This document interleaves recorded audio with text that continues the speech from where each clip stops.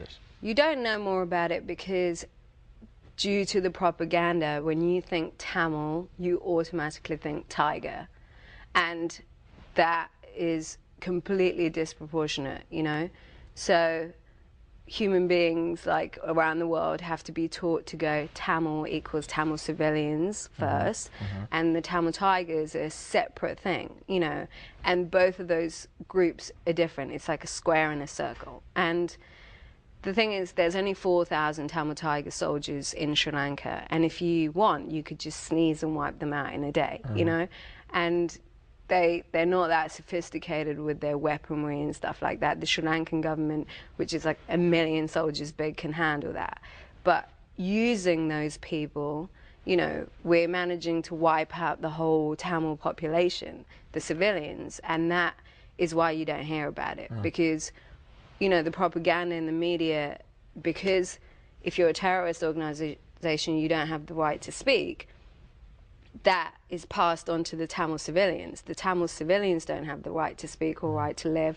They don't have any liberties. So that's been like the key thing, that when you think Al-Qaeda, you're not thinking Afghanistan, you know, that if you want to go and fight and kill Al-Qaeda, then you can, but you can't wipe out Afghanistan, you know? And that's what's happening in Sri Lanka. And I think it's really important for America to understand that, because they set the precedents on like how you fight terrorism around the world, you know? And it's really important that just that sort of throwaway comment, oh, Tamil, she must be a Tamil tiger, actually the repercussions of that is like killing people back home. And offensive, I would assume. Yeah, definitely. Because yeah. Well, I'm glad we had a chance to talk about that. I mean, you learn something. I learn something on the show every day, so I thank you for indulging my questions about that. You mentioned, when we're talking about your country, you mentioned that you sort of grew up there and you were there for at least 10 years. But there were some other years where you weren't there. And I was reading about your background. You've lived like a lot of places. How has that impacted your music, your sound, your style, the fact that you... Well, I've lived in India too. Right. And London and... Yeah. I've just always traveled because, you know, that's what you do when you're a refugee. Yeah. And I think it's just, it's impacted me because I'm not judgmental, you know, and I like to hear things from the horse's mouth, and I use my own brain to make judgments about what the truth is and what isn't. And I know it from my own experiences what that is, you know. And I think it's always been, that's the thing about my music. Like, I wanted to become a musician and help like some sort of change, or stand up for what I believe in, or use music for what it's supposed to be for, you know. And so it wasn't really about getting fame and success and becoming a celebrity and selling records. It was more about bringing together an opinion or a point of view of the other that doesn't usually get, you know, that doesn't usually get heard in the mainstream. You know, there are a lot of artists who shy away from that. They don't want to bring their truth, whatever that is, into their music. They just want to entertain people. But music, you know, music was also used for social change. It's not a bad word, you know. And I think we just kind of shy away from it because, yeah, the pressure of being successful and the pressure of being like sexy and standing up for nothing is just so big, you know. You know what I mean? And yeah, I like that. Yeah, so I think that is, you have to be pretty tough to like fight that. And the fact that I kind of had the experiences that I had made me so, you know, tough and thick-skinned that it didn't matter what anyone put onto me, but it was more about what, you know, the people that I was representing. Yeah. Tell me about the song for which you were nominated for this Academy Award. Paper Planes? Yeah. Yeah, that's kind of like it's kind of stirred up some emotions.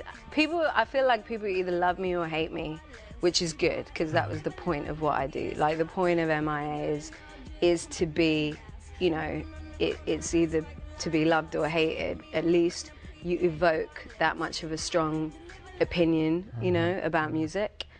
And Paper Planes, I think, is one of those songs that did that, you know, and people people couldn't work it out, and I think it was subversive for some people, and it was too obvious for other people, and you know, everyone constantly asks me what it's about, and they're like, are you a terrorist? And it's like, no. You know, it's like, that has nothing to do with it. And it could be about, you know, gun corporations selling guns and making billions of dollars, or it could be about immigrants coming over and being like the scary other that's going to take everyone's jobs. And you know, I kind of want to leave it ambiguous for my fans. But well, yeah. You picked the right soundtrack to be on. Yes. This movie is huge. I mean, 10 nominations. Yeah, Danny emailed me. I wasn't really aware of it, but he went to India, and then after he filmed the film, he emailed me and asked if I wanted to be a part of it. And I love Danny Boyle. Like, you know, Trainspotting is like one of my films that I would take to my grave. And yeah, he basically gave me the opportunity to work on it. And this, you know, the way I saw it when he showed me Paper Planes in the movie, it just looked like the most expensive, well-directed video I could have had for my, you know, song. So I was like, yeah, great. And it made me cry actually when I saw it, because it was just really like true and amazing, you know. My time with you is up. Will you indulge me just one time? I want to hear you say your full name. Just say it for me one time, your full name. It's Marthingi Maya Aropagasm. I just wanted to hear that. That's all. I knew I never could. I'll just call her MIA. It's a Tamil thing. Yeah, it's a Tamil thing. I'll just call her MIA. She's nominated for Grammys, Academy Award, Baby Do on Grammy night. What a year it's turning out to be for MIA. Congratulations on this and all of this, and we're glad to have you on.